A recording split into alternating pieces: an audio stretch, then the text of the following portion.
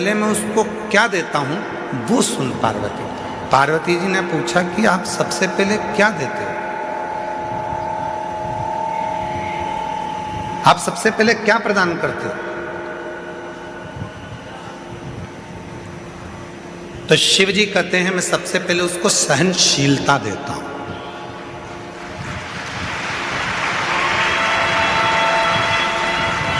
आज के जमाने में व्यक्ति के पास सहनशीलता नहीं है।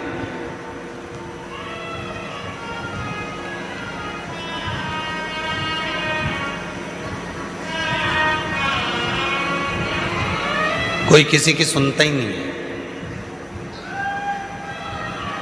आज के व्यक्ति के पास सहनशीलता खत्म हो गई। हमने पहले भी कथा में कहा था, आज फिर कहते हैं। पहले भी हम कथा में बोले थे, आज फिर कहते हैं। बहू कहती है मैं किसी की नहीं सुनूंगी, सास कहती है मैं किसी की नहीं सुनूंगी, बाप कहता है मैं किसी की नहीं सुनूंगा, बेटा कहता है मैं किसी की नहीं सुनूंगा, भाई कहता है मैं किसी की नहीं सुनूंगा, रिश्तेदार कहते हैं हम किसी की नहीं सुनेंगे। तो सुनेगा कौन? सियोर वाला महाराज सुनेगा कौन? मतलब सहनशीलता खत्म हो गई। सहनशीलता पूरी की पूरी चली गई, सहनशीलता समाप्त। आज सहनशीलता नहीं। शिव कथा कर रही है, भगवान शंकर का चरित्र कह रहा है, शिव महापुराण की कथा कर रही है। पार्वती जो मेरे पास में आता है, पार्वती जो मेरे पास पहुंचता है, पार्वती मैं उसको धन देता हूं पर दूंगा थोड़ा रुक कर, वैभव दूंगा थोड़ा रुक कर, संपदा दूंगा थोड़ा रुक कर, कुर्सी दूंगा थोड़ा रुक कर, प्रतिष्ठा दूंगा थोड़ा रुक कर, पर सबसे पहले मैं उसको देता हूं सहनशीलता। क्यों? क्योंकि जब व्यक्ति को मैं धन देता हूं, व्यक्ति को जब मैं वैभव देता हूं, व्यक्ति को जब मैं सत्ता देता हूं, व्यक्ति को जब मैं संपदा देता हूं, जब वो उन्नति की सीढ़ी पर चढ़ना प्रारंभ करता है, तब लोग उसको ताने देना प्रारंभ करते हैं। उस समय पर उसको सहनशीलता की जरूरत पड़ती है, सहन करने की जरूरत है। शंभु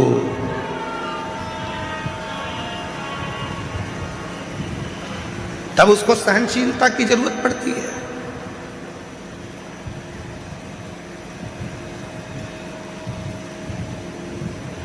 धन दे दिया मैंने और उससे सहन ही नहीं हुआ। कई लोग ऐसे भी हैं जिनको ज्यादा दिख जाता है तो हार्ट अटैक आ जाता है।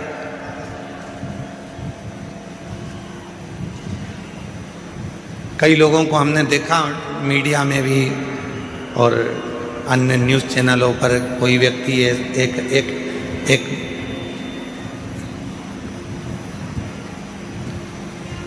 विधायक जी चुनाव लड़े और चुनाव लड़े, जीत गए। इतनी खुशी हो गई, इतनी खुशी हो गई कि सीट पे बैठे बैठे ही निपट गए, सहन नहीं हो पाया।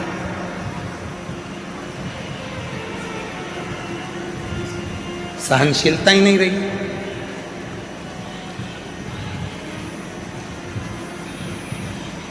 शिव कहते हैं पार्वती में सबसे पहले सहनशीलता देता हूं। आप जब शिव जी के मंदिर जाना चालू करेंगे, भगवान शंकर के मंदिर में जाना चालू करेंगे, शिव जी को एक लोटा जल चढ़ाना प्रारंभ करेंगे, तो शंकर भगवान सबसे पहले आपको सहनशीलता देंगे। तू मेरे मंदिर में आएगी, झाड़ू लगाएगी, पोछा लगाएगी, साफ करेगी, दुनिया के लोग तुझे ताना देंगे, आड़ा टेढ़ा कहेंगे, अपशब्द कहेंगे, तुझे सहन करना आना चाहिए।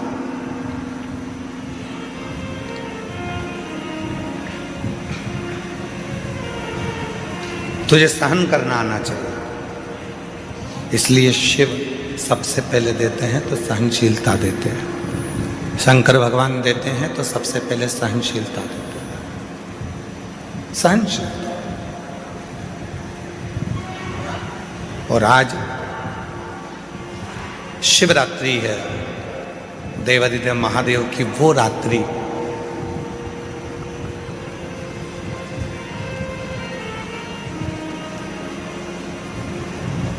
तमिल के 63 संत ऐसे हुए, 63 संत तमिल के ऐसे हुए हैं जिन्होंने इस शिवरात्रि पर भगवान शंकर का साक्षीकरण कर कर भगवान शिव का दर्शन पाया है। अब जब भारत की भूमि के मनुष्य के रूप में जन्मे हुए वो 63 संत, वो 63 साधु, वो 63 सन्यासी, वो 63 साधारण गृहस्थी जब भगवान शिव का दर्शन कर सकते हैं, तो इस शिवरात्रि पर जब हम और आप भगवान शंकर की अविरल भक्ति को धारण करेंगे तो क्या शिव का दर्शन नहीं होगा? क्या भगवान शंकर का दर्शन नहीं होगा?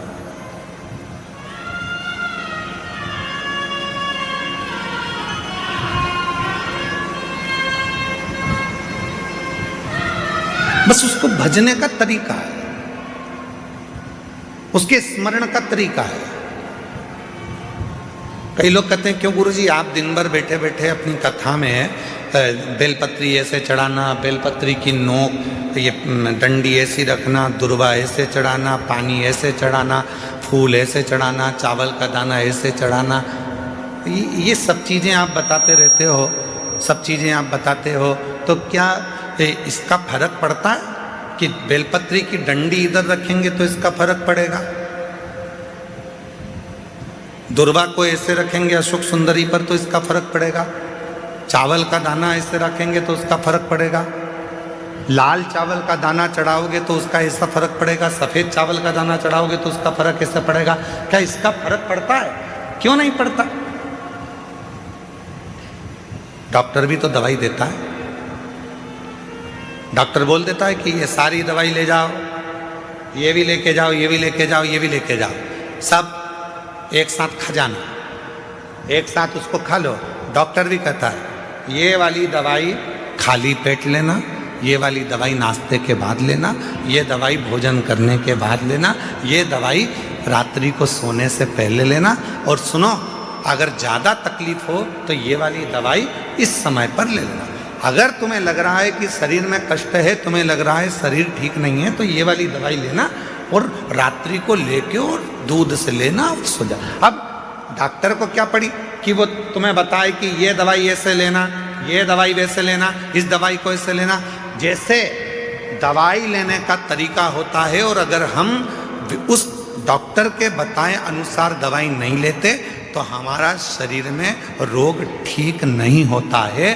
तुम चाहे फिर पूरी दवाई एक साथ खा लो तो उससे रोग ठीक नहीं होगा। पर जैसा डॉक्टर ने कहा है, जैसा डॉक्टर ने बताया है, जैसा डॉक्टर ने कहा है कि समय समय पर ऐसे ऐसे लेना पड़ेगा तो उसका फल मिलेगा, उसका फल प्राप्त होगा।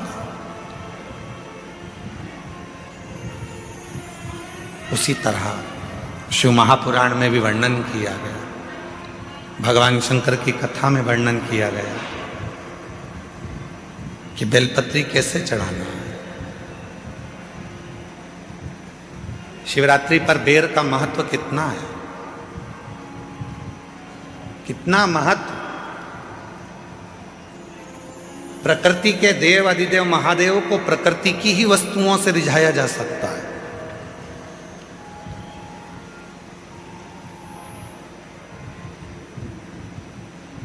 उनको रिझाने के लिए बहुत आडंबर की जरूरत नहीं पड़ती है। 3 मित्र थे, तीनों में झगड़ा हो गया और तीनों भगवान के लिए झगड़ लिए। एक बोले मेरे राम जी बड़े, एक बोले मेरे भगवान कृष्ण बड़े, एक बोले मेरे शंकर जी बड़े। पर शिव महापुराण की कथा कहती है कि हमारे यहाँ देवताओं में भेद नहीं होना चाहिए, हमारे सारे देव एक है। किसी देवता के लिए ये नहीं कह सकते कि ये बड़ा है, ये छोटा है, ये बड़ा है, वो छोटा। ना ना ना, हमारे लिए सब बड़ा, सबकी सब। पर 3 दोस्त थे, लड़ लिए। अब विवेक नहीं होवे, बुद्धि ना होवे तो झगड़ा हो जावे। तो तीनों ने लड़ाई कर ली। तो तीनों ने विचार करा, देखो मेरे राम बड़े, वो बोला मेरे कृष्ण बड़े, वो बोला मेरा शिव बड़ा। तीनों में झगड़ा हुआ और तीनों देवता एक ही हैं। तीनों ने कहा चलो जंगल में चलते हैं, अपने अपने भगवान को बुलाते हैं, देखो सबसे पहले किसके आते हैं। गया। एक ने बुलाया, हे अयोध्या नरेश, हे मेरे अवध के राजा, हे मेरे राजा धीराजा, अवध नरेश, अयोध्या के राजा, मेरे राम जी जल्दी आइए, आपका दर्शन कराना है मेरे दोस्तों। राम जी नहीं आए। थोड़ी देर बाद वो भगवान कृष्ण का भक्त वो पुकारने लगा, हे द्वारकानाथ, हे ब्रज के राजा, हे द्वारकाधीश, जल्दी आइए, मेरे दोस्तों को दर्शन कराना। भगवान ने, और थोड़ी देर बाद तीसरा नंबर का जो दोस्त था उसने एक जमीन पे से कंकर उठाया, हाथ पे रखा, ओ भोला जल्दी आ जा, पार्वती बुला रही है। शंकर जी तुरंत प्रकट हो।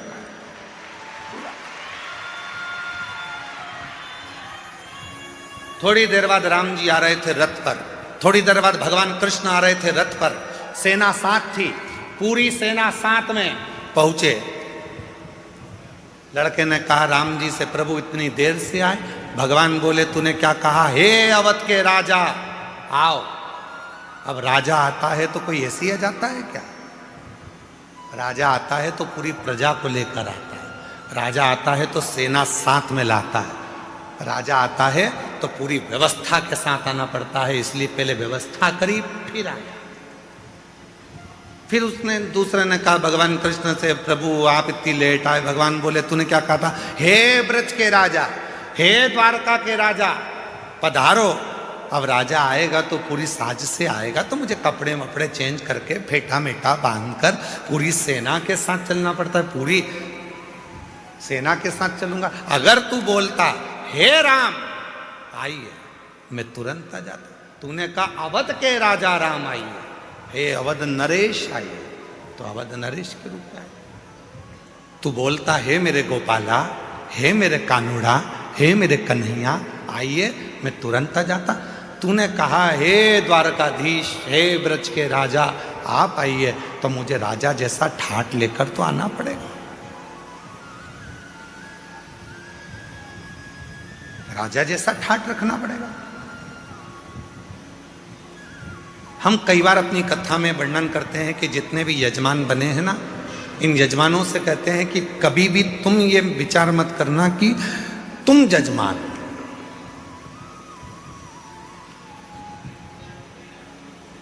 बुद्धि से निकाल दो कि तुम जजमान। तुमने ये सोच लिया कि मैं जजमान हूं, मेरे भोजन की व्यवस्था ऐसी करना चाहिए, मेरे रुकने की व्यवस्था ऐसी करना चाहिए, मेरे लिए गादी ऐसी लगाना चाहिए, मेरे लिए इस तरह का सोफा लगाओ, मेरे लिए ऐसी कुर्सी लगाओ। तुम्हें मालूम नहीं है मैं मुख्य यजमान हूं। मैं छोड़ दो कि तुम जजमान। जजमान बनाया किसने? उसने। बिठाया किसने? उसने। कृपा किसने करी? उसने। तो तुम उससे कहो, कहीं हमारे माँ बाप की कोई कृपा हुई होगी, कहीं मेरे पूर्वजों ने एक लोटा जल ज़्यादा चढ़ाया होगा, जो आज भगवान ने मुझे यजमान बनाकर बिठा दिया। क्या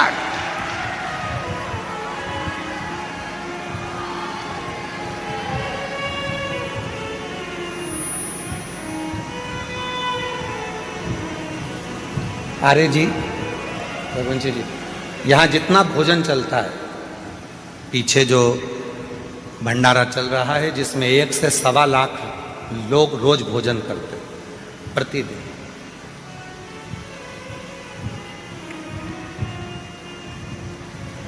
उसमें एक भी रसीद लेकर किसी भी सीहोर वाला हो, चाहे बाहर वाला हो, चाहे दुनिया का कोई सेठ हो, दुनिया का कोई सेठ हो, जितने कथा सुन रहे हैं उन सबके लिए कहूँगा, कोई नहीं कह सकता कि सीहोर वाले महाराज के यहाँ से कुबेरेश्वर धाम से कोई आया था और हमने घी का पीपा दिया था या तेल का डब्बा दिया था।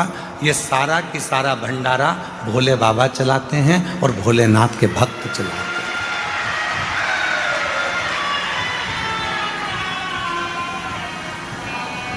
एक भी सीहोर जिला हो, चाहे बाहर का पूरा भारत की भूमि के जितने सेठ सुन रहे हैं वो भी एक नहीं कह सकता कि हम कुबेरेश्वर धाम पर भंडारा होता है तो हम उसमें 5 लाख देते हैं कि 1 लाख देते हैं कि 50,000 देते हैं कि 21,000 देते हैं कि 2 लाख देते हैं कि 10 लाख देते हैं कि 8 लाख देते हैं। कोई नहीं कह सकता, क्योंकि कुबेरेश्वर धाम का भंडारा, उसका नाम कुबेरेश्वर महादेव है। जब वो लक्ष्मी को भी लक्ष्मी देते हैं, नारायण को भी लक्ष्मी देते हैं और कुबेर को भी कुबेर का खजाना देते हैं, तो वो अपना भंडारा खुद करता है, स्वयं चलता, स्वयं। उसको करने वाला वो स्वयं होता है। और मैं कहूँगा आपसे कि कहाँ से छाछ आ रही है, कहाँ से दूध आ रहा है, कहाँ से घी आ रहा है, कहाँ से आटा आ रहा है, कहाँ से चावल आ रहा है, कहाँ से दाल आ रही है और कहाँ से भोजन बनाने वाले भोजन बना रहे हैं, ये अपनी सामर्थ्यता से परे है। वो गाड़ी भरकर मंगवाता भी रहता है, खिलाता भी रहता है। गाड़ी भेजने वाले की गाड़ी पर लिखा रहता है कुबेरेश्वर बाबा ने भेजा है, और लेने वाला भी कुबेरेश्वर नाथ ही है, पर उस पर उसकी पर्ची नहीं होती, उस पर नाम नहीं होता। सब्जी भेजने वाला सब्जी भेजता है, उस पर लिखा होता है कुबेर भंडारी का दिया भंडारी के पास जा रहा है, पर उस पर नाम नहीं होता, नाम नहीं होता। चल रहा, चला रहा। सीहोर का गांव, सीहोर का शहर, सीहोर के आसपास का कोई नगर, बड़ी बड़ी सिटियां, इंदौर, भोपाल, मुंबई, पुणे, पूरे भारत के जितने सेठ हैं, किसी सेठ के पास में कोई रसीद, पावती या चंदा लेने के लिए विठलेश सेवा समिति कभी नहीं जाती। जिसको मेरा बाबा देता है वो झोली भर कर लाता है, यहाँ लुटा कर चले जाता है और बाबा का भंडारा हो जाता है।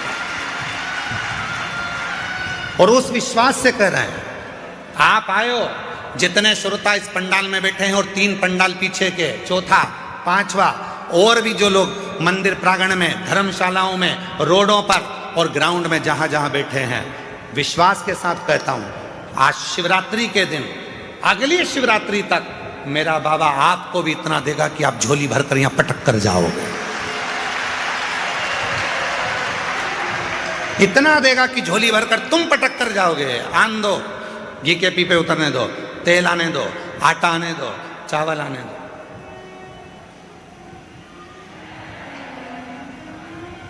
वो करुणा सा